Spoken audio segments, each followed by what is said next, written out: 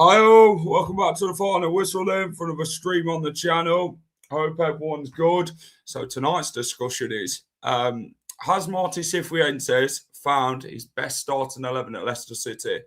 Tonight on the Evening Whistle, we are going to discuss that. We're going to discuss key players. We're going to discuss everything regarding Leicester as they picked up 7 points in their last 9 available in their last 3 games. So have we gained some momentum is the big question as well.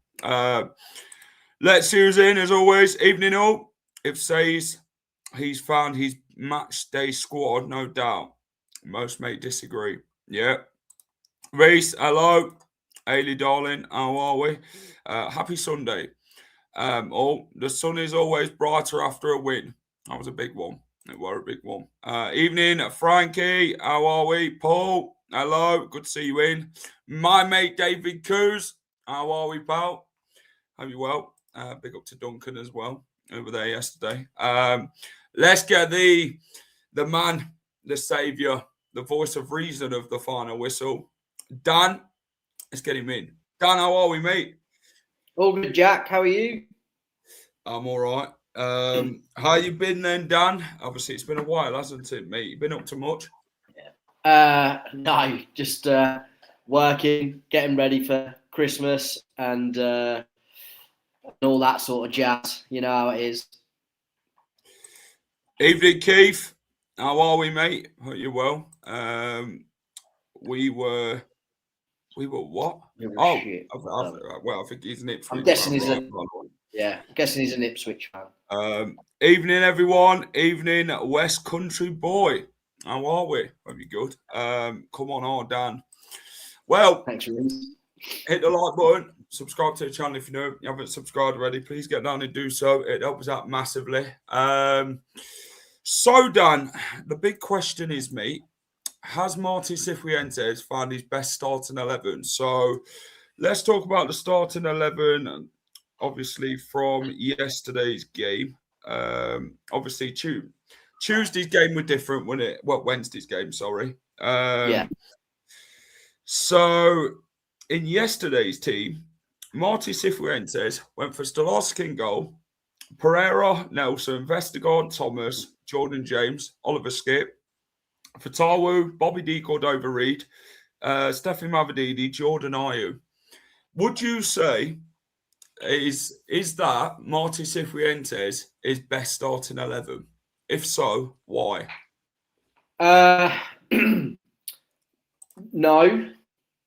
No, I don't.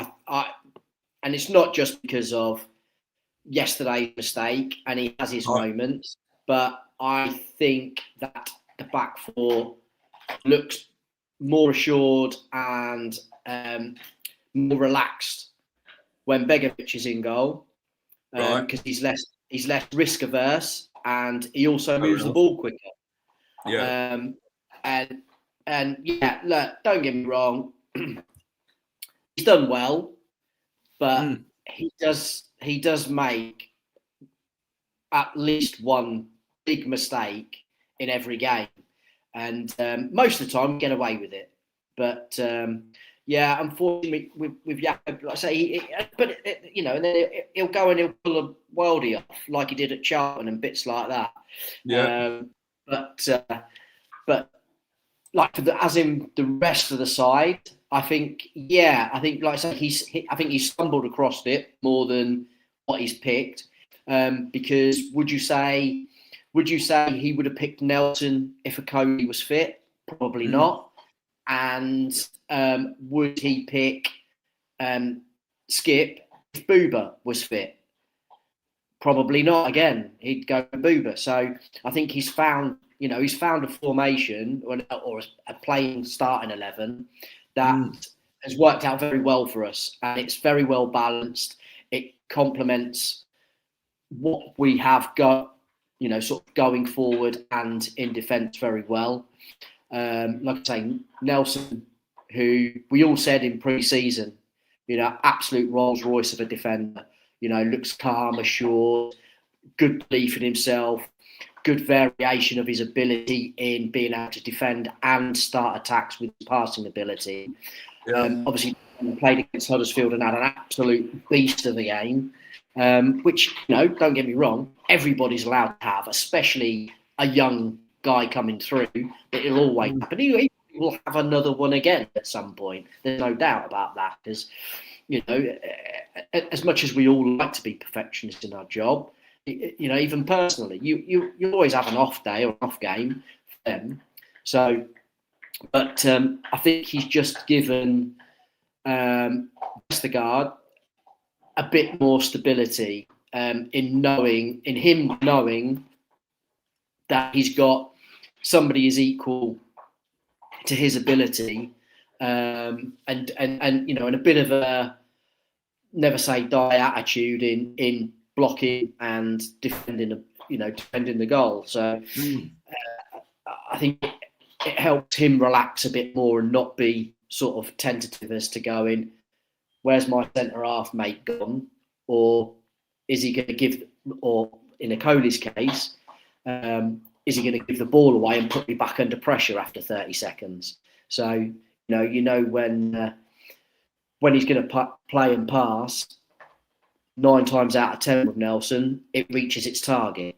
So I think that helps. And again, like I say, with Skipp and JJ, again, they complement each other very well. It's well balanced. When one goes, the other one stays.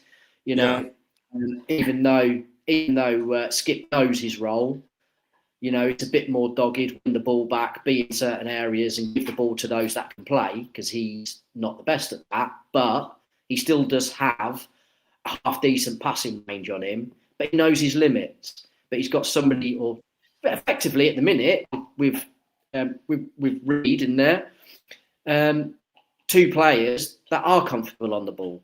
So that always helps. It helps people more relaxed if they know they've got somebody they can trust alongside them, or in front of them, that's not going to put them under pressure straight away again.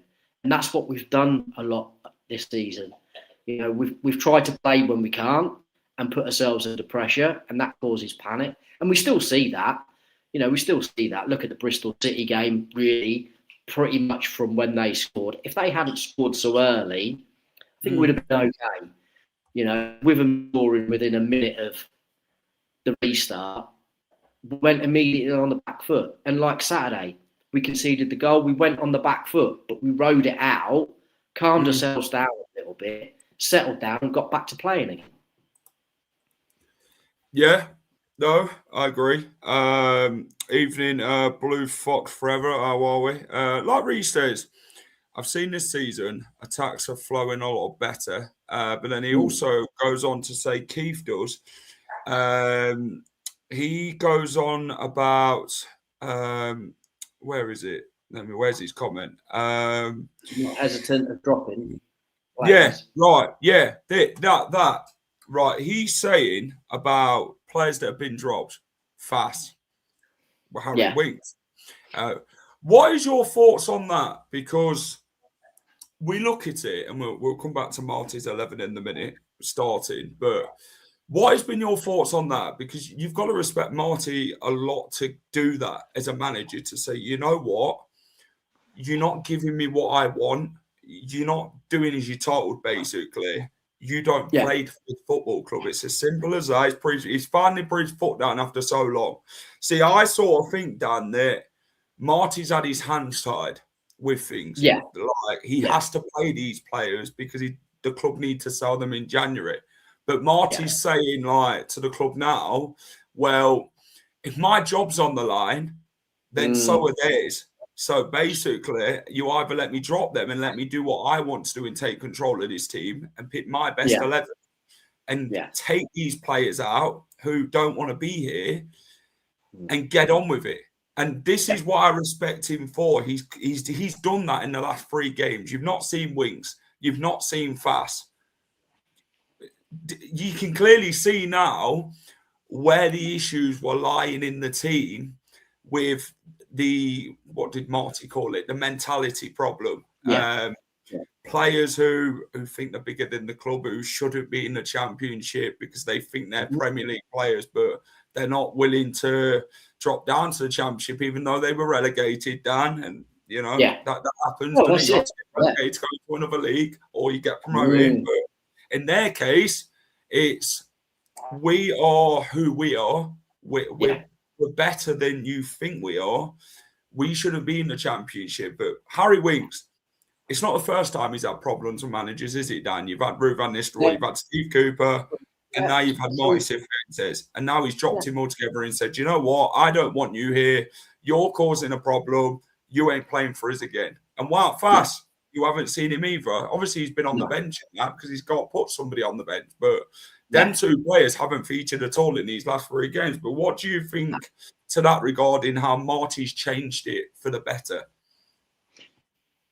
Very pleased. It shows he's got something about him, which is good, because you need to, as a manager, you need to be strong, not only in your philosophy and beliefs in how you want to play football, but who you want to be partaking in that ride along. If you're not on board, then you're no good to a manager, and you only cause problems.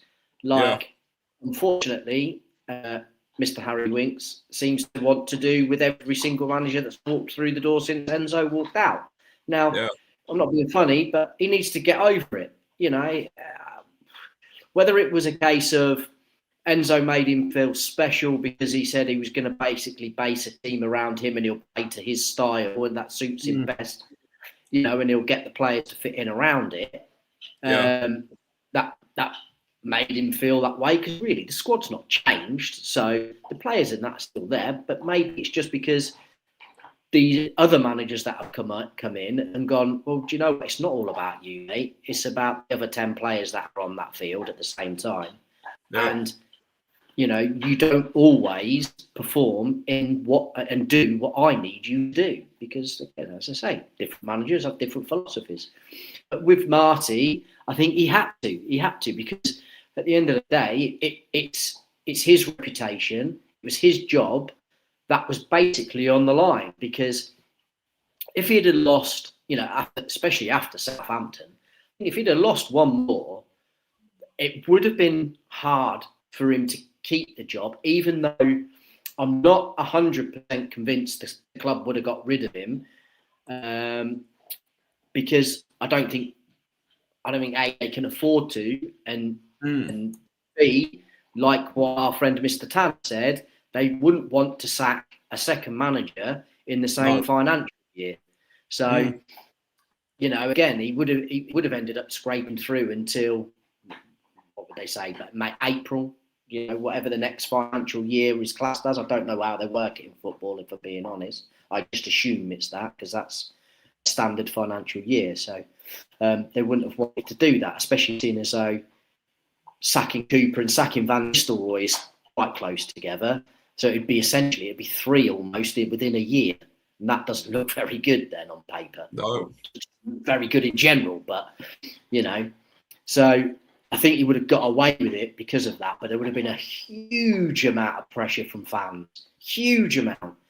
So he had to do something. And, like I say, I think it was definitely the right call, because, as we've said, we look more balanced, and he's shown, obviously, the play certain individuals the door. And maybe sometimes when things like that happen, and they do happen, some players then sit up and go, maybe this is a bit more serious than what we thought we could get away with.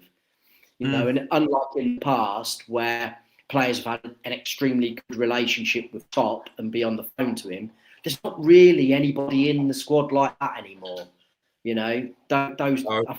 Really, once Vardy went, that's it, of that sort of squad base. So, like I say, maybe now some of the players have thought, well, maybe we do need to knuckle down a bit more.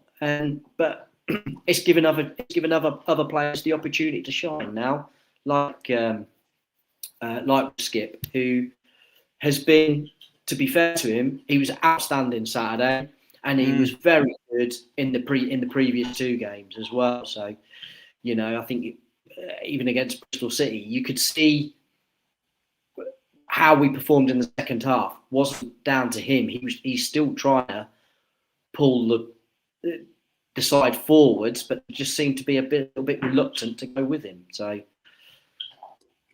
Marti's given the old guard enough chances and now hopefully creating his own culture and preferred team. That's what you want from your manager, though, Dan. Someone who needs... Yeah. See, Marti's game management this season has been very frustrating, to say the least, you know. You look at the Bristol City game, his game management was poor second half. First half, he got it right, and then second half, it was about, can you carry that on into the second half? Can you keep that momentum and build and get another goal? Obviously, Bristol City pegged us back, didn't they, when they scored that opening goal in the opening 45 seconds. And that sort of shell-shocked us a bit. And then they started going on top. And when teams start on top against us, we don't seem to handle it well. But this is where we've got to find a way of sort of slowing it down, the tempo, and getting us back in the game a lot more better. But we didn't seem to have that again, that contingency against Bristol City in that second half. But then, but this is his preferred. You know, you look at what Marti's bringing in. He's brought Silko Thomas in, who I think's been fantastic, by the way. He's bringing in the younger players. Louis Page, very good. Ben Nelson. So thin. Yeah, but he's proving that he can rely on them players to step up when needed. Obviously, Jake Evans is now on the bench, which is good to see. You've seen Jeremy Monger in the first team. It's good to see that he's now starting to trust these players. And I reiterate about Ben Nelson. You can't judge Ben Nelson on a 45-minute bloody performance against bloody Huddersfield in the Cup. No. That guy should have been starting way sooner. And we've said it a number of times how good Ben Nelson is. So, like you said, he's not a young lad anymore. He's got enough experience to play as a senior player and be counted for. And he's proven how good he is. And, you know, you look at since Fass has been dropped. You look at Skipp since Winks has been dropped. They're key players in that squad who have really stepped their game up, and they've proved to be pivotal to how Marti wants to play. Marti wants a defender who's composed on the ball, someone who can come out, play them balls. Ben Nelson can do that. You know, Vestergaard's got a bit more. I'd say Vestergaard's got a bit of leadership about him, Dan. He talks a lot in the defense. He gets absolutely. Yeah. That's it. He's not shy in handing out the bollockins when they need. We've seen that pretty much all season. The amount of times he's pulled Abdul up for doing something silly within our half, you know, and putting him under pressure. He doesn't want to be put under pressure, but no defenders do. You know, if they could, they would. You know, they'd just have a cigar on all game and just head and kick it away and as and when they need to. You know, they don't like being put under pressure. But the fact that they can deal with it is, you know, is good. But in regards with, like I say, the Bristol City second half, I wouldn't put that on Marti. I still put that on players, because not only is it that just the fact that they go out and they're expected, you know, they cross the line, there's only one lot of people who can do anything, and that is but he would have said, you know, sort of keeping it tight and things like that. But it's what we've done over years, you know, even under Enzo a little bit, where if we concede a goal, we go into panic mode, and it's like, fuck it, we've got to keep what we've got.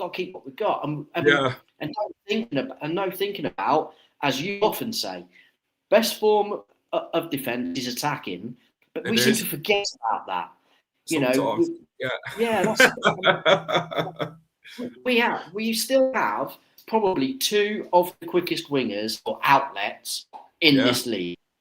You know, and for 5-10 minutes, it might not look pretty, but we started to do it a little bit yesterday. Just drop the balls in the corners and let them. We defended from the front. You see Ayew closing down Mavadida. He's there. He's getting back and helping out. That's what you want to see more of from this team. Who's going to bust the gut to get back. You look at Jordan James against Philogene. How quick Philogene is. Jordan James is like, well, I'm matching you for pace. I'm taking that ball. That's mine. You want to see a lot more of that. A bit more commitment. Yeah, absolutely. You know, and that's what you get with having JJ and Skipp in there, is that they have great engines. You know, yes, JJ's pretty quick, and like I say, and stronger, whereas Skipp isn't as quick, but he doesn't stop running. You know, he still gets around, and he'll catch you eventually, because as a player slows down to gain composure, Skipp's there. He then catches up and makes the tackle. So, you know, it's one of those. So it works well. It does. I'll tell you what. Do I think this is Marty's best starts 11? I do, for now. I would say in January, I don't know if you agree, we need a striker. We definitely need a striker, 100%. I think this is where we're lacking, Dan. The number 9 position. It's the number 9 position. We've now found a Bobby D. Cordova-Reid who can play number 10, right? Yeah. Happy days. Yeah. You've got Aaron Ramsey who can replace Bobby Reid as a second-half substitution to come on when he's fit. Harry Souttar, centre-back. He can offer something. He wants to be here. So give him that time to come on and do something, because he'll offer more than what Wout Faes does. Hands down. Yeah. Harry Souttar was one of the best Championship centre-halves when he were playing at Sheffield United and Stoke. Yeah, and Stoke. So for me, I reckon if the number 9's the problem, Jordan Ayew, as much as his work rate is good and he holds up the ball, you obviously want to see more from a striker. Patson Daka is obviously going to the AFCON. He's not really offered a lot this season. Really. He's got one goal. He's got one goal. If I had the chance to sell him in January, why is it the AFCON? I would, because that gives. Let's hope he has a good one. Let's hope he has a good AFCON and we can actually get some decent money for him, Dan, in his last 6 months of his contract. Yeah, some Spanish or Italian side gives us £5 million for him or something. Or someone from Saudi who offer big money for him. Yeah, that's what we need. We need a striker. They're obviously looking at Mikel Antonio. I don't know what your thoughts are. Give me your thoughts on Mikel Antonio. Proven goal scorer at the highest level. Played in the Premier League, got goals against West Ham. Always loved to score against Leicester. He's quick. Yeah. Can hold the ball up, just like Jordan Ayew, but he's got a lot more pace than Jordan Ayew. He's 35. Yeah. Big experience for somebody who can help this team go forward a bit more. Yeah. Would you consider signing Mikel Antonio? Obviously, he's had that car crash, hasn't he, in December? I don't think he's played a game since, but apparently he looks really fit. He looks sharp again. He's played. I think he's played for the West Ham under-21s, I believe, at some point. Obviously, he's trained with Jamaica and that over in the internationals and that. What would be your thoughts on bringing Mikel Antonio in on a free? Yes, as a short-term contract. On a end of the season, or even if it was a year pay as you play type of contract, whichever one of that, short-term pay as you play. What at this moment in time, what have we got to lose by doing that? Because at the minute we don't have anybody who plays consistently well up top or does what really we need to do. Well, Carranza's been nowhere to be seen. Could we actually? The thing is, though, Dan, could we send Carranza back in January? Because that would free up another slot for a striker to come in, someone who we can actually look at and think, you know what, we actually want him. He'll offer something. Depends on what the terms of his loan was, but I would imagine so. I would imagine so, because that's normally the exchange times, unless they get injured and the club wants them back to look after them, for them to look after them. Unlike with what's his name? Who's injured at the minute? Number 10. You just said him. Aaron Ramsey. Ramsey. Yeah, Ramsey. Yeah. I think Burnley wanted to stay and get treated by us because we've got better equipment than what they have. So that's what it is. Seagrave's luxury, don't you? You get the proper exactly. creams and extra medication. Yeah, I think our facilities for rehab are far better than what Burnley will have. Oh, of course. Yeah. There you go. So I think that, but as in, like I say, with Carranza, I think unfortunately it's not really quite worked out. We're not in a position where we can just keep people on the books for the sake of keeping them on the book.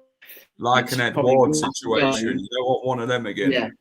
No, that's it. Absolutely.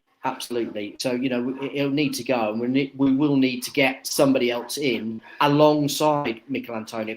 We'd need that anyway. It's a little bit disappointing if not just got him done and dusted in the first place. Because, like I said, we need it, As I say, Carranza's not good enough. Daka's not good enough. They've had Carranza not so much, but Daka certainly have had more than enough chances to do something. But it's one of them where get him in, pay as you play, or like I say, short-term contract. We're not going to lose anything by it. We're only going to gain. Because even if he's not 100%, he'll get there, because nobody will be, especially after the horrific injury, a car crash that he had. I mean, he break his leg in 4 places or something. So it's good. It takes time to heal, doesn't it? And get stronger. Yeah, that's it. Absolutely. And he has. He's been out of football now. He left West Ham in June, didn't he, this year? Yeah. In the summer, his contract ended. They looked after him, though, even after he left. So so they should, really. He's a good captain. Silko's looking better. We must keep giving Page minutes. He's the future. And look, Dan talks about when we speak to Dan about the young academy players. Dan speaks well about the academy, utilising these players. And when I talked to Dan about Olabode Aluko, Dan was the first person to say he isn't a left back. He's a right back, or he can play as a centre off. Dan always said, if you put him at left back, it will cause a problem. And it did against Southampton because they just aimed down that right-hand side all the time, didn't they? He got the booking, then got sent off. But, it's good. What we need to do with Aluko, Dan, is bed him in. Give him minutes here and there, and just get him. What he's doing at the minute. Yeah. Like he's doing with Silko and Nelson and every other player. Yeah. The last 3 games, he's come on when we're comfortable. All right, not so much Bristol City, but, the other 2 games, he's come on when we're comfortable. There's not so much pressure on him. So he's not... It's not the be-all and end-all with him, but one, it gets them used to playing in that environment.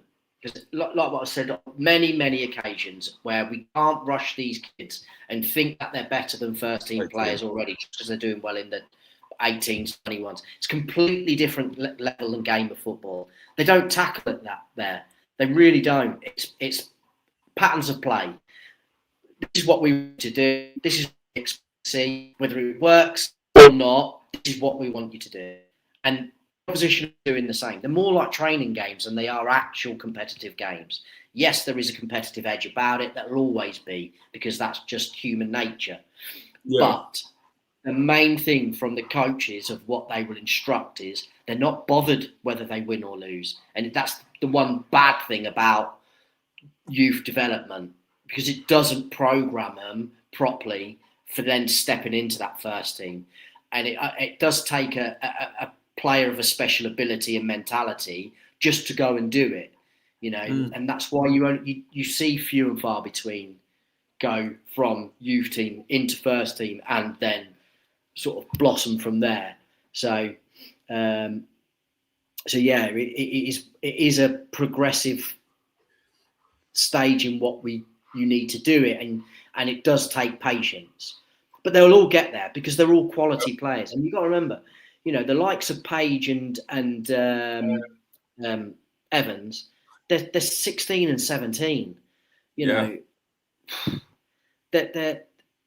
they're not physically ready yet. Like I say, even in that Southampton game against for Aluko, you could see he was physically weaker. Yeah, they pushed him off quite easy.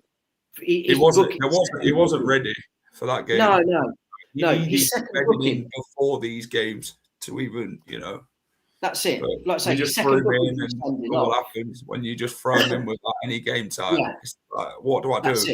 This is a more physical game than what we probably expect in the under-23s. Yeah, we're not used to that environment. No. Somebody leaning on them for 90 minutes. Yeah. Bullying them around and things. Dan, I tell you what, let's talk about key players before we talk about Ipswich.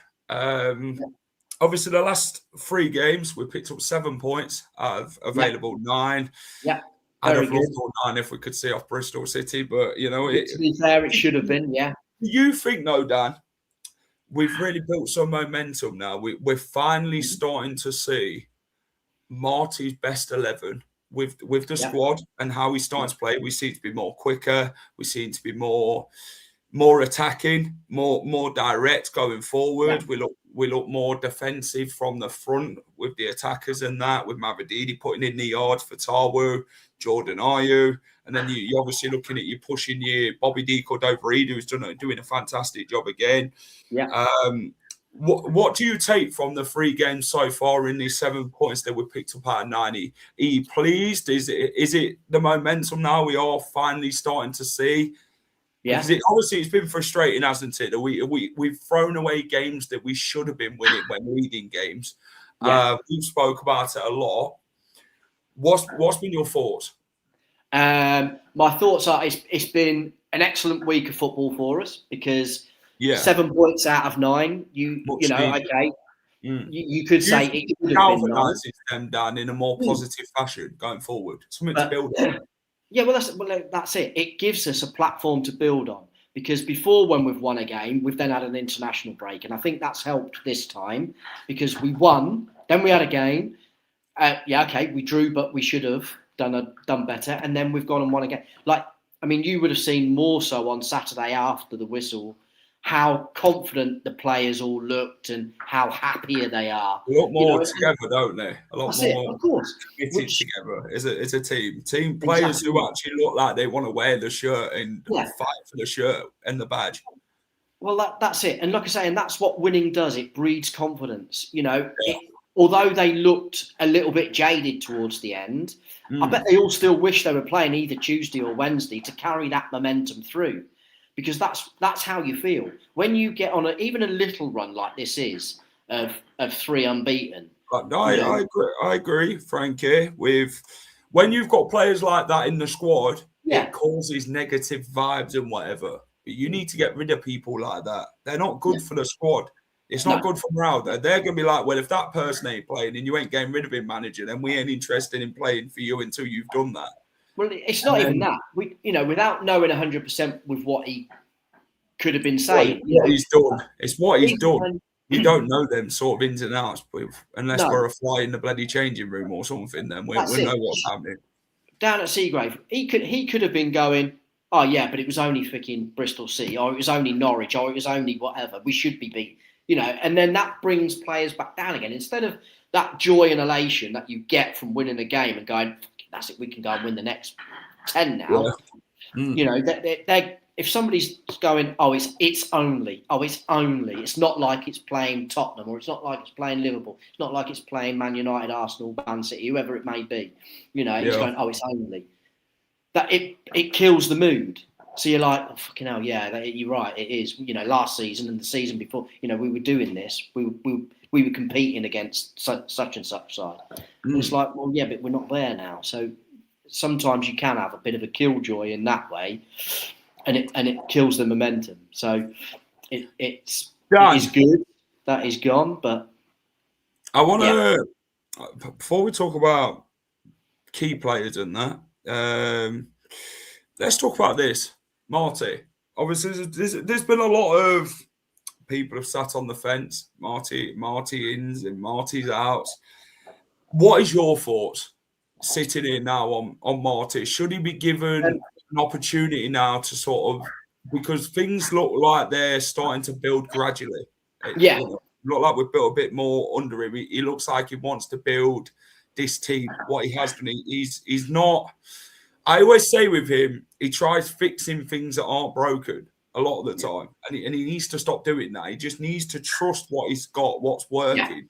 Don't think about fixing it or painting the house a different color because you thought about it before. Just leave it as it is, and stop doing what you're doing. Just leave it. Like the Ipswich game. Don't change something that isn't broken. Just let it carry on. That's something that's my biggest ick about him, should we call it? Yeah. Yes, he did. What's your thoughts on what Blue Pew Pew said? I mean, nice colour cat, by the way. I like that. At the minute, I am stick with him because you can't keep stacking managers, can you? No, like Rob Tanner said, you can't. I've been a second manager within a year. Yeah, that's it. Like I say, I would stick with him. One, because hopefully, if he sticks to how we are, where the only real change, the only consistent change we're going to see is Ricky P playing on a Saturday. And Dan, have you read that? Yeah, I did see it. That's not good, is it? Well, it's not good for him, but it's good. Basically, Marty's locked the gates, man. You ain't coming back in. Yeah, it's clearly good for us because. Carry on, Dan. Dan's letting the dog out. Yeah. There he is. He's gone. He's barking at me. That's it. Yeah, Dan, talk to me about Marty. Yeah, like I say, I've been frustrated. I have with him. I've sometimes said this season that he is out of his depth. Yeah. I really want him to do well. He speaks a good game. He's a nice bloke. Yeah. But then you're sort of thinking, are you up to this? Because you're not doing what you say you're doing.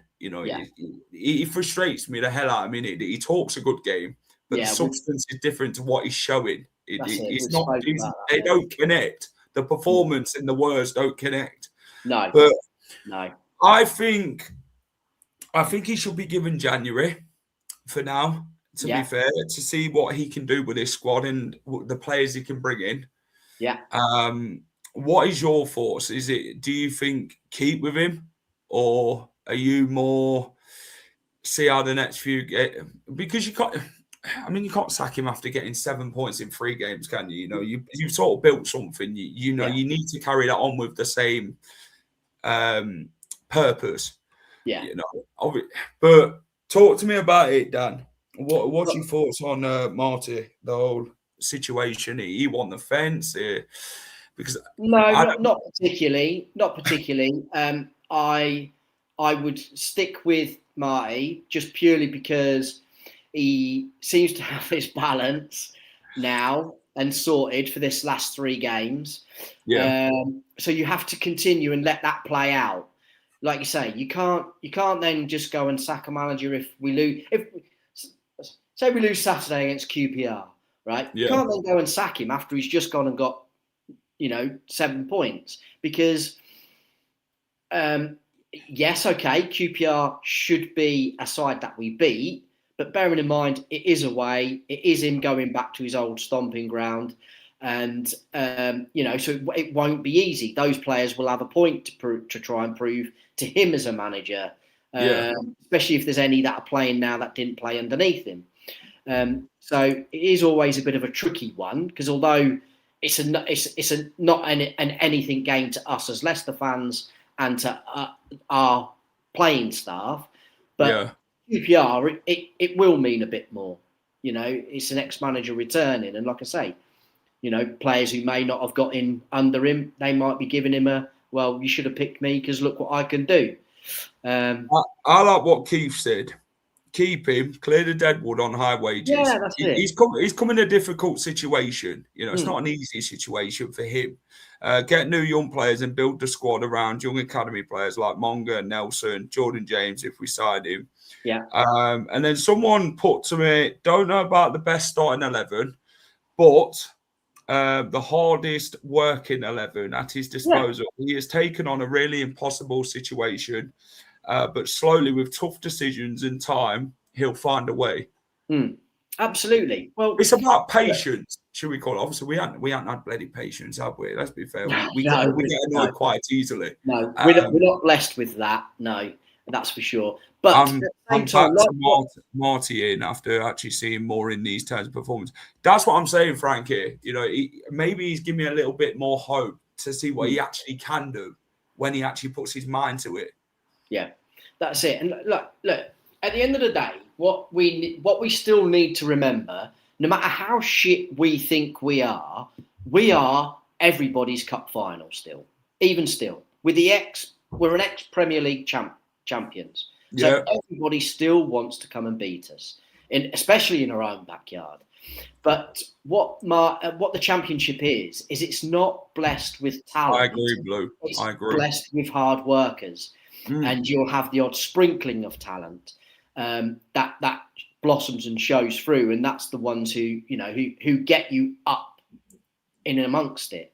And we've got, hopefully now we've got a little bit of a blend of both again, whereas we didn't. We had all talent and not enough hard working.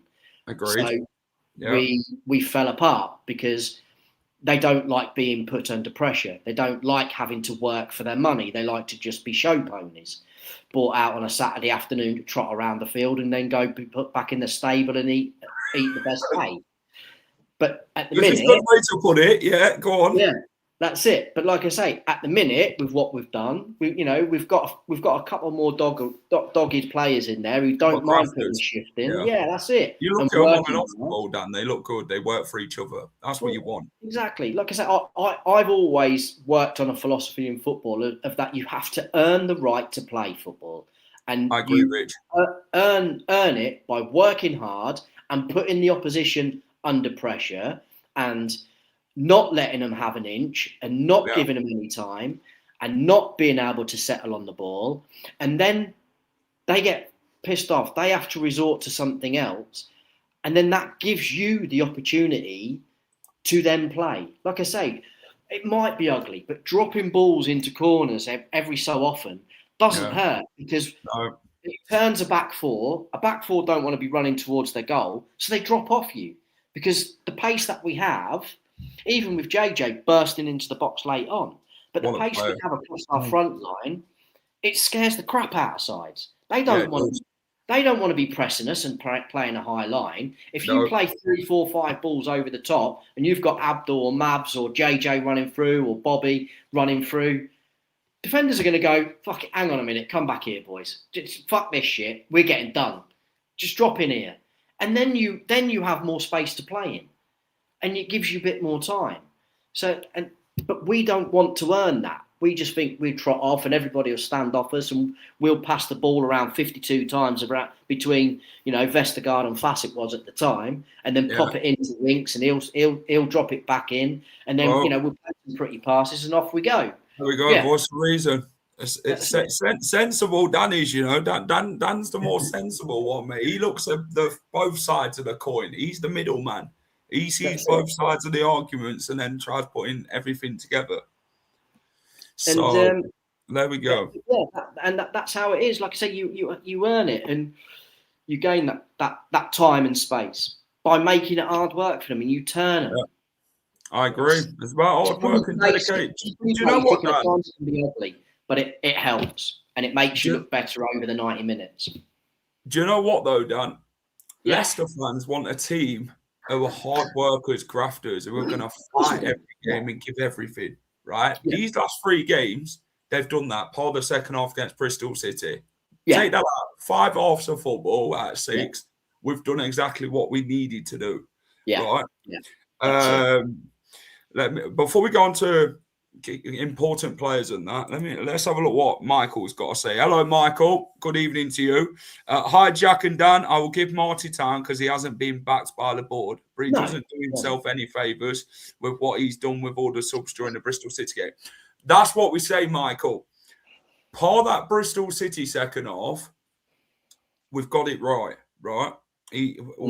Leicester City this season under Marti Cifuentes have been more 45-minute side than a longer period than that. And yesterday, which we're going to get onto the Ipswich game in a minute, that's the first time yesterday I seen us play for longer in a game. Yeah. We looked fit. We looked energized. It looked like we had a fucking rocket up our arse, should we call it?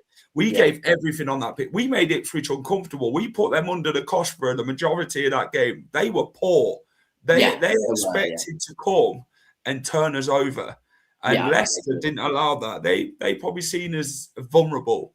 You know, and you should never corner a vulnerable fox, mate, because you know what happens. You get bitten on the arse, innit? And you know, I've always criticised it about the 45-minute thing. We need to put a 90-minute performance in, but we in them last 15 minutes of the half, after obviously they scored, we had a bit of we were put under pressure a bit, but we had to soak it up and work as a team. You know, it's not all, you can't attack all game.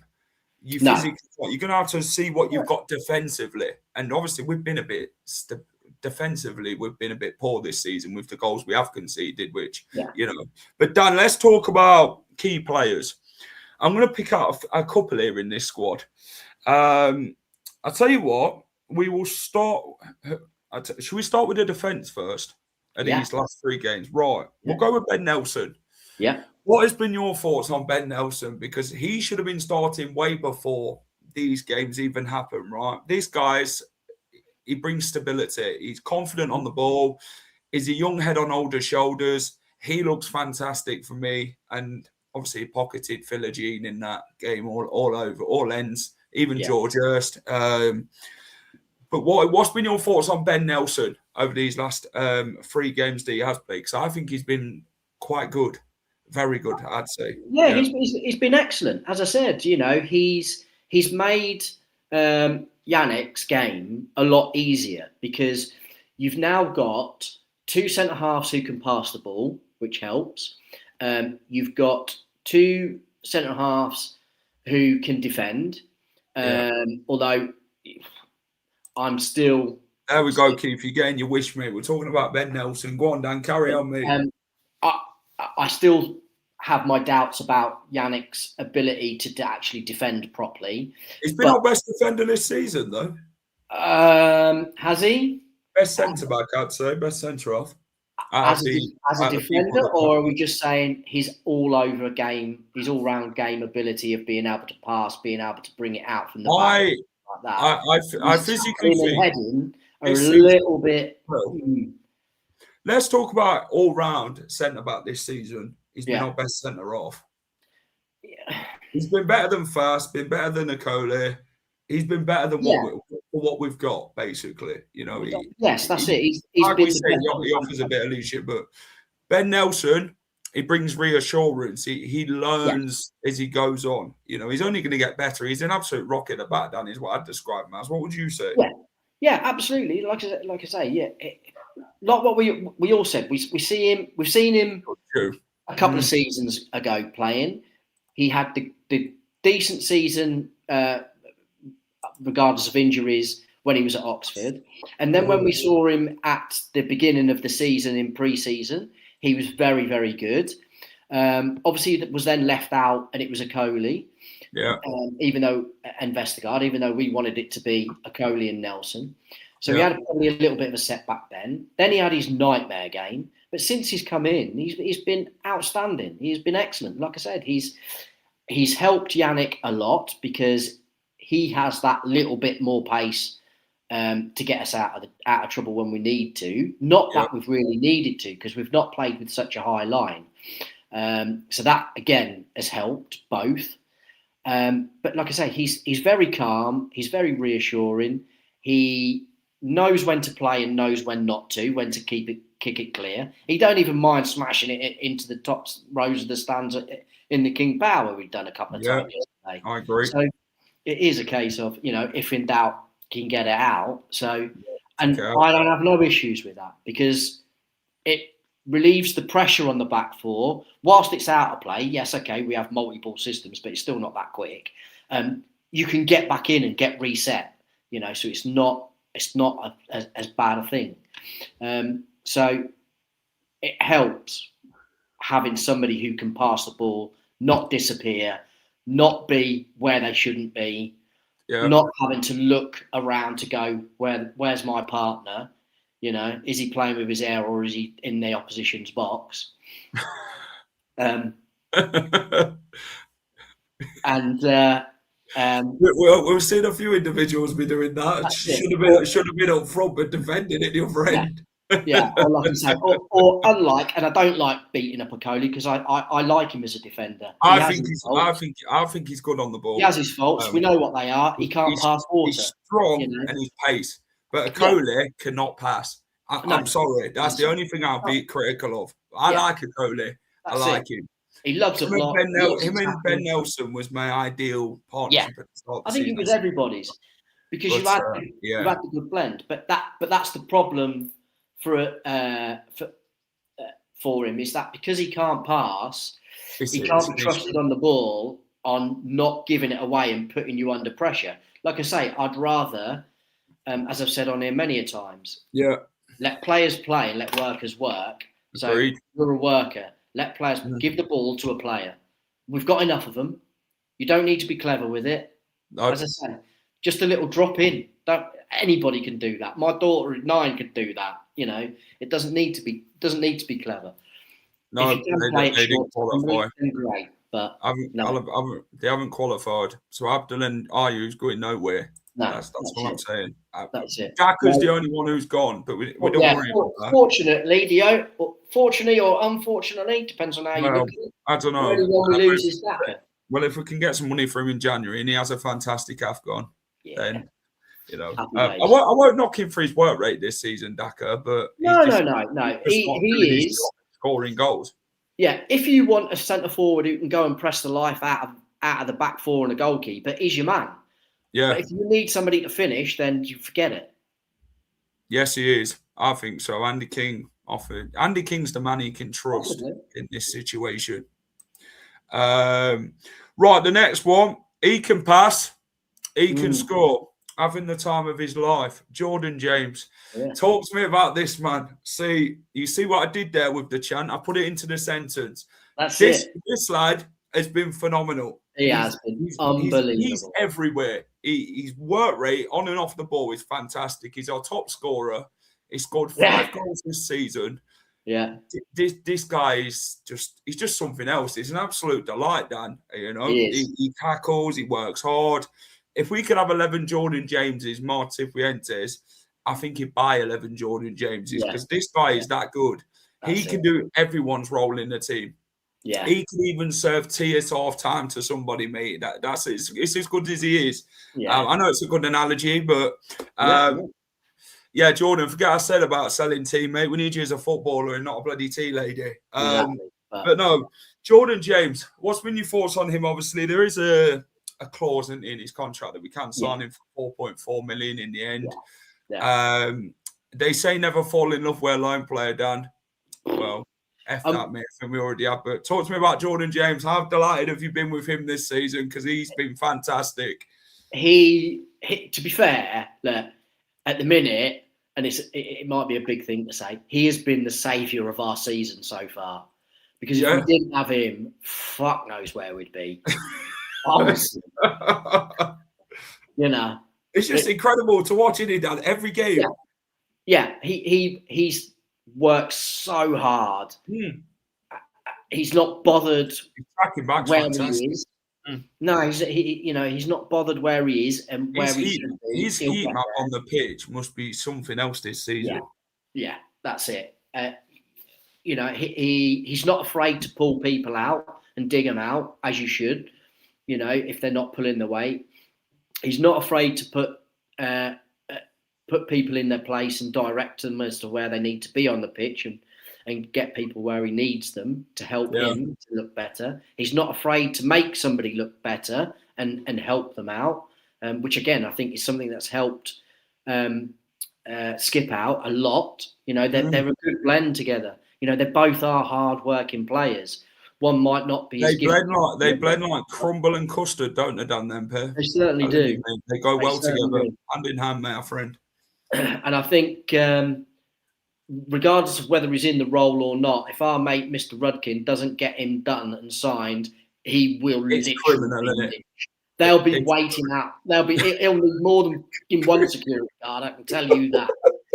They'll be there with fire and pitchfork. The director's box door, mate. Let me in. Mate, you will not be able to stop people from clambering up to them seats to whack him around the head. That's a fact.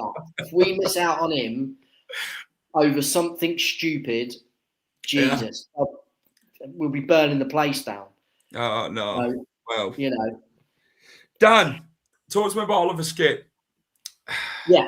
The man that what should we call Jordan James? The crumble, and Oliver Skipp. Oliver Skipp's the custard meat that goes on top and it finishes it off. Yeah. Skipp he's had a lot of criticism. Let's just put it out. He has a lot of criticism. Yes. I think a lot with the transfer fee is what it is. If you're a £5 million player, I think we could just sort of accept it. But even if he was 15, that's the club fault. But talk to me how good Skipp he's been. Because this guy against Derby was phenomenal, by the way. He was here, he's there, he's every effing where, Ollie Skipp. Yeah. And he again yesterday was phenomenal again. He was everywhere. He tackled, he works hard, he put his body on the line a lot of the time. He's been brilliant in midfield since coming in, Ollie Skipp. And you always give credit where credit's due to players when they work hard for the team. And he's damn arse been one of them. Yeah, absolutely, 100%. But again, it's a bit like with Yannick. He's found somebody that complements what he does. And not just that, works as hard as what he does. Oh, yeah. Sometimes, when you're a player and you're doing all the legwork, all the donkey work, you're getting the ball, and all you're doing is... He can pick a pass out to when they get him on the ball. And somebody else is getting the praise just because he plays a couple of good slide rule passes. Yeah. You're like, fucking hell, what am I doing here? Where has he been, Dan? That's what I want to know. Where's this Skipp been, mate? Again, you don't know what a player is saying who's alongside him. If he's being directed badly by the player who's alongside him, who's lazy but just looks good because he can pass the ball well, it does make you look shit. So it's whereas now he's had to step up, and he has to show equal amount because, like I say, like I just said before about JJ, he's not afraid to pull somebody up. So if JJ's pulling him up and saying, "Come on, mate, you need to be better. You're better than this. I've seen you do better," he's going to lift him and raise his game and go, "Yeah, I need to be better, and I will be better." So I tell you what though, Dan, what I like about it is for them two, Jordan James is your attacking type of player. He'll go into number 8 and he'll play further forward. Oliver Skipp, he'll sit deep and he'll hoover everything up. He'll clean everything. He's just there. He's just everywhere. And then when players are on the ball, like you say, he might not be the quickest, but when players have to compose themselves to make a pass or shoot, he's caught them up and took that. It's just like, where's that ball gone? Oliver Skipp's gone the other way. I'm like, see you. Yeah. He's worked his arse off. We want players who are committed to the cause. And Oliver Skipp looks like he's enjoying his football. You can see the smile on his face. The fans are giving him that real credit. Yeah. And it's about time he come good. And in the Championship, he can be a vital midfielder. He's become a key player. And how many times would we have thought about saying that about Oliver Skipp? A vital player in this team like Jordan James, like Ben Nelson. But then we look at Mavididi. I said the sun would shine on him again, Dan, after that. I said the sun will shine on him again. Yeah. Mavididi, when he puts them plaits in his hair, mate, different player, different animal, mate. I said this in the Championship last time. He gets it, his man. He worked hard again. He's worked hard again. He doesn't look like this player of lacking confidence now. He's really started to pick up. He's got his goals. And I think he's done very well. I think he's really built the confidence. He's linking up quite well with Thomas, who's now overlapping Mavididi, which is good to see. And I've never seen him. Mavididi looks a complete different player now in these last few games, and I'm happy for him. I really am. Exactly. But again, that with Luke Thomas overlapping, I've never seen him overlapping so many times in one game as he did Saturday. But that fantastic. Again But that again comes with the fact that he's reassured that he knows he's not got to chase back to cover Yannick because he's got Nelson by the side of him who can cover for him as well. And as well, Ollie Skipp is dropping in there to cover for him. So there's not so much pressure on Luke Thomas. If it breaks down and give the ball away, he's not got to run 300 metres to get back in position. So it's all that blend of things that are coming together now of having the right people in the right place. Starting to stick, Dan. That's it. And and again, and playing in a certain manner, playing quicker for a start to alleviate that pressure on the back four, playing the ball forward quicker. It's all things that help and gain.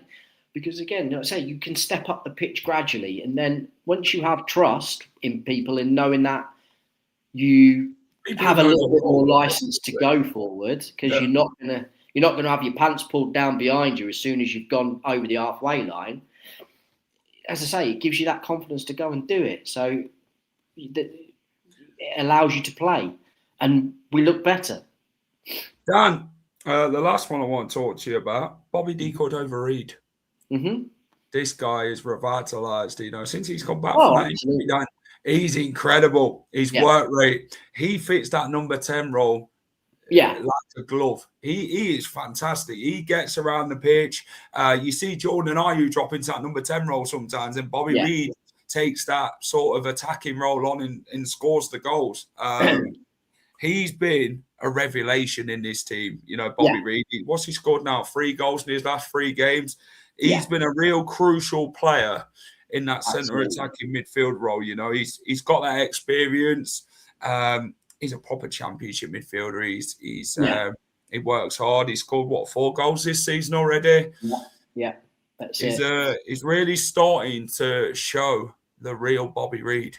And he's another confidence player. He brings passion. His work ethic's good. But also, Dan, what I like is the experience. He's showing his experience in the squad. And we can rely on him to show what he can do. But I think he's been fantastic. Yeah, that's it. Well, again, Marty sort of hinted that was something that was going to happen, and he was very impressed by him because he basically told us, that's it. So it was always something that was going to come. It's just been, I think, having to be a bit, again, patient because of the form we've had and how we've been. And as well, obviously, the likes of Ramsey, who shown glimpses that he could have been very, very good in there. But he's had, again, he's a bit like Skipp. He's had a consistent run of games where he's had the opportunity to play and show what he can do. Better. And happy days. It's benefited us. So you can't sort of say much more than that, really. But he has. He's been very good. He's had a couple of iffy bits, but he's going to, because one of his age and having to get around a midfield in the Championship is hard work.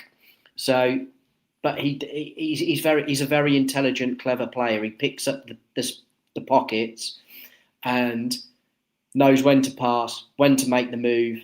Like I say, his goal against Derby. It was a piece of brilliance from him, really. It's not just that. He just stood in a hole whilst Abdul was doing Abdul stuff. And then Jordan James just like 5 players around him. And then he played that pass into JJ. He was gone. He went straight between the 2 centre halves. Obviously gave him the shout because he's nipped it round the corner. Happy days, But that all come from just that little bit of intelligence of knowing when to hold and let the space open up around you, then to make your run and go. And as soon as Abdul had played that ball, he was on his bike because he knew the next pass was going to come, or JJ would have a strike and he'd pick up the rebound. Either which way, it would have ended up in a goal. So, but as it happens, JJ either spotted or heard him, let him go, and great finish into the corner. Don't get me wrong, again, Saturday's finish was unbelievable. Great finish. Deflection or not. Let's talk about Saturday's game. Leicester 3, Ipswich 1. Delight for the Foxes. I thought we dominated the game, to be honest. Ipswich were poor, very poor. They got I think because we made them look poor. Well, this shows how good we were as a team, you know, on and off the ball. You look at Bobby's goal. What a finish, by the way, to get that into the bottom corner from there. You know, that breeded confidence. A nice early goal. I think it was like, 8 minutes in. And Bobby Reid scores an absolute great goal, by the way. And then you see the players have that real lift again. Ipswich looked shell-shocked from that point. And Leicester, they were battling. The work rate on and off the ball were fantastic. Every time we went forward, we looked like we could score. You know, do you look at Jordan James, Philogene, Ricardo, Jordan James, Ben Nelson, just kept Philogene quiet. George Hurst didn't offer a lot. They call him Mr. Bread and Butter in front of goal. Well, it looked like that bread went stale yesterday and that butter out of date. So I don't know what more to tell you. I don't think George Hurst is a great player anyway. He was not. My mates who support Ipswich don't believe he's a good striker. No, he's not. He's not. He's obviously come under the contingency this season since the first game of the season. It's my bread and butter to score goals. That's what I get paid to do.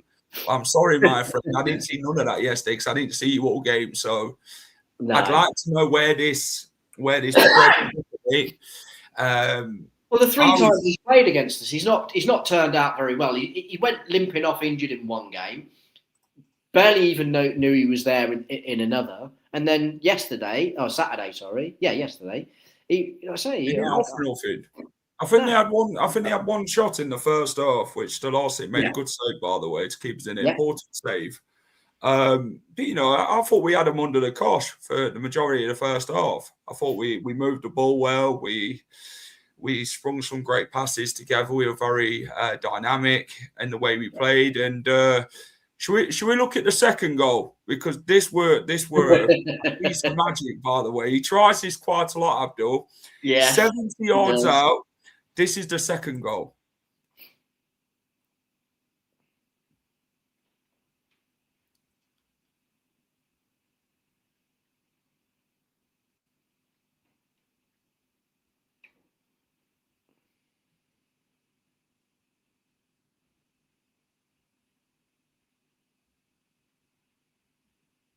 What's your thoughts on that? Because you look at the play to start it off with. Yeah. And I only catched it as it was going in the air just after it left his foot. But to try something brilliant like that, I mean, one of them goals haven't been scored for a long time. No. Some people say it's even better than David Beckham's, by the way. It was further out. So and then you look at Joey Good-Johnson. Yeah, I think it's far better than that one as well. It was further out than that one. Obviously, Jamie Vardy's goal to get it in the strike that he got it just over the arm. Morris's ball on the volley were good, but that is excellent by Abdul. The way he just makes the Ipswich player to get onto that, and he sees the goalkeeper off his line. 70-yarder, Dan, by the way. Yeah. What a finish. That's it. Oh, my God. At the end of the day, we know Abdul loves that. And carry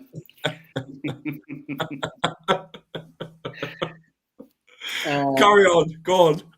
We know Abdul has that in the locker. We know he loves trying these audacious. The last one he did were against Swansea, but that were a bit more closer. Yeah, that's it. And he hit the bar, and then Patson was unlucky not to finish it off. Yeah, but still, fantastic, mate. You know, the way he just makes that Ipswich play, mate, then takes the shot on. Exactly that. It is. It's the whole lot. It's being put under that immediate pressure by the Ipswich player who is megged and made look silly. Oh, to then still have the composure and the wherewithal to notice that the keeper is that far out. Richard won Thursday. That is that far out to make the attempt to do it. But it was one of those. I bet half the people in the stands were a bit head in the hands, going, "Fuck me, Abdul, what have you done there?" And then all of a sudden, you watch it go over the keeper's head, and you're like, "Oh, maybe he's making us look a bit silly here." And then it goes on, and then it's just one bouncing into the roof of the net. after that. But I see the whole team celebrated with him as well. Yeah, but so they should. Ben Nelson, when the ball were in the air, he had his hands on his head. It's like, what? Like, he couldn't believe it. Yeah. It's obviously goal of the month. It's going to be the championship goal of the season, isn't it? Without a doubt. Well, it will be. It'll be up for the Puskas Award, without a doubt. You know, like you say, he's 70 plus yards. I think it's the longest goal in the championship in a good few years. Yeah. Someone said it was the 2013-14 season. The EFL put it out yesterday. But I want to know who were the last one to do it from distance. I don't know. I'm sure. That's what I want to know. Because when I search it up online in 2013-14 season, what they put out yesterday, it don't come up who it actually was. I ain't got a clue. When you ask the internet, I don't know. No. A goal like that gives everyone confidence. Of course it does. Should he keep trying it? Well, if we can I think he will anyway. And it's what he does. Abdul, next time, try it from the goal line, mate. You know, that is literally something he does. Your goal line, mate. Put it on the opposition and see if it goes in. Do a Begovic. Yeah. That's it. You know, it's going to take a hell of a goal to beat that for goal of the season. Yeah. Like I say, it's not just because of the distance. Like I say, it's the fact that he's gone and made his opponent. Yeah. Made him look silly. Took one look up and gone, I'm doing this. He's timed it well, hasn't he? Yeah, that's it. You know, whereas most times, after you've megged the player, you then you got to find your composure. Yeah, that's it. Now what am I going to do? Dan, is that the best? Is that the best goal you've seen? Would you say that that's the best goal you've seen? You know, I would still take Vardy's one over Liverpool than that. Just I know Tillemans is one's up there, isn't it? But of course they are. Yeah. But they're in and around the box. Vardy's was wide. It's over the top of his shoulder, and he's volleyed it from just inside his own half into the top corner, into the roof of the net against a world-class goalkeeper. You know, that's what. The longest goal in domestic football was Tom King, Newport County. I think that was 91.6 yards, Michael, that one. The EFL one. I think that's the EFL's longest goal. It's obviously got a record for it, and he's beat, was it Begovic's one? Begovic was the older, wasn't he, in the Guinness World Records for the longest goal. Vardy's was class. It was. Well, it beats Joey Good-Johnson's halfway line goal, for sure. Yeah. We've obviously seen Andy Lonergan shoot one from his own goal, haven't we, to put it over Kevin Pressman. That were a bloody sight to see with bloody Kevin Pressman. He were a crap goalkeeper. I'm sorry. He was shocking. Oh, my God. I wondered what he had done. The summer in his eyes, Dan. Yeah, I know. Yeah. He bounces in front of him and goes over the top of it. Yeah. Well, I think his belly took him down to the ground. That was too quickly. Oh, it's unbelievable, Dan. Yeah. But no, we got 2-0 up. And then second half, Uncle Ayu gets the third. Composure. Just taps it in. I mean, Bobby Reid could have had another goal leading up to it. Yeah, Leeds Davies goes looking for the foul. Referee doesn't give it. Ricardo's like, well, I'm switched on here. I'm passing this in. But then after that, Jordan Ayew holding it up around the goalkeeper, and Bobby Reid passed it back to Bobby Reid. If he'd hit it a lot more cleaner, he'd have scored again. But we built a lot more confidence as the game went on. Every time we looked forward, Ipswich looked like, oh shit, not again. But then obviously we hand them a goal down. That was probably the only negative points of the game, to be fair. Stolarczyk, I don't know what he's thinking. And you always say this, don't you, Dan, about him? There's always one error somewhere. Yeah. Absolutely. And it happened. He passes it to Oliver Skipp, who's marked. Skipp, you can't blame Skipp in that situation. Oh, absolutely not. Well, he didn't want the ball. He wasn't even looking for it. He shouldn't have been. But unfortunately, it just seems to be that's his default setting with Jakob. It's a poor goal to concede. We've got away with it. I just said to Jakob, if you're going to kick it, go and kick it long. And if it goes out of play, that's it. Don't worry about it. He plays it short. Mm. And Couture stays well hot on his heels for that ball. You could see that he was eyeing it up, thinking, no, they're going to play it short here. Yeah. But then we held out. We held out for the 3 points in the end. Ipswich didn't really offer a lot, did they, again? Even when they did score, to be fair. Because they kept whipping it into the box. And I think they had a bit of the old... I agree. I think Ipswich, and I'm sure your mate Rich will tell you more on Thursday, I think they thought that we're a bit vulnerable. We're not great. They were in decent run of form. I think they'd lost one out of 10 going into that game. Yeah, that's it. I think they thought they were just going to come and steamroller us for once. Yeah. And come in a little bit too overconfident. And I think, again, with us, if you come in like that, we will punish you. 1967. Was that from his own goal, Paul? Was that from his own goal, Peter Shilton? I don't know. It was way before even my time. So, but yeah, I think that's what they've done. And as for Leif Davis, I've never seen somebody fall over so many times in their own penalty box. He got away with it twice with Abdul doing it. And I think the third time the referee went, no, I ain't doing that again. You just keep fucking falling over, mate. And that's why we got away with the third one. Oh, yeah, it was. Adele, October 14, 1967, a wind-assisted long clearance that bounced over the opposing goalkeeper. Massive kick from his hands, aided by strong winds, an event still remembered by the fans. 1967. Yeah. Peter Shilton scored out of his hands, and then the wind basically took it in. Can we try and find the actual video footage of that somewhere?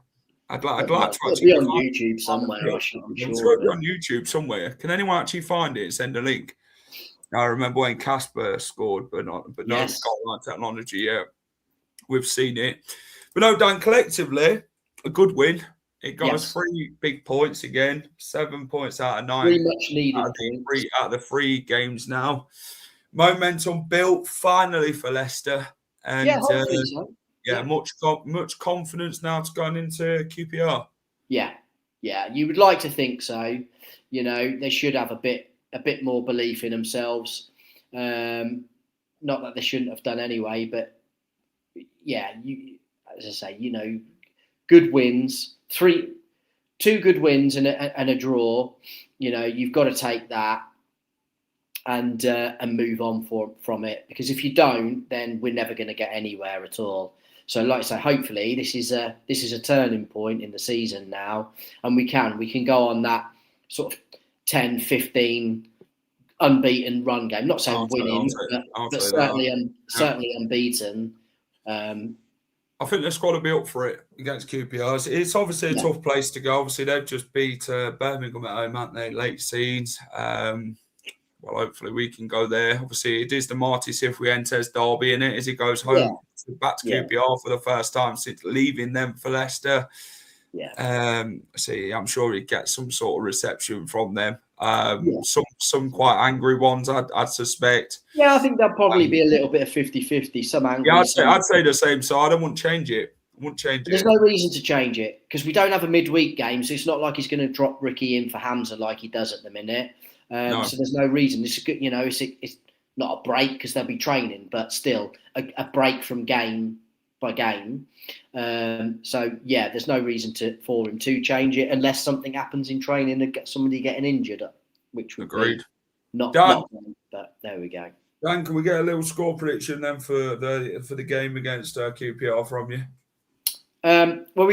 To be fair, we've done pretty well against them over the last couple of seasons, and I would like to stick with the consistency of what we've pretty much shown and go with a 3-1. Lovely. 3-1. I'll take that. Guys, hit the like button. Subscribe to the channel if you know and you haven't subscribed already. Please get down and do so. Like target, Dan. She'll put 40 likes on it. Yeah. Lovely. So, everyone hit the like button. I don't know how many. It's free. Doesn't cost anything. It is free, yeah. But no, thanks for watching. Go check out the match day vlog as well, which is on the channel. I didn't quite catch Abdul's goal, but I caught it halfway through. But yeah, go and watch it. Good events at the KP. Fans were fantastic. And we will be back Thursday for the championship predictions with Rich and Steve to see how we have done this week in predicting the championship. And we've also got the match preview for QPR. Lovely. The Cifuentes derby. Thanks, Gove. Great show. Abdullah scored the longest outfield goal for Leicester. Shilton's match was covered by television cameras, but the footage is believed to have been lost or not retained in an accessible archive. Well, that's not good. That's harsh. Smash the like if you're happy with the win yesterday. Yeah, there we go. Thanks, everyone. Take care. We'll catch you again soon. We'll have a little view of Abdul's goal before we go.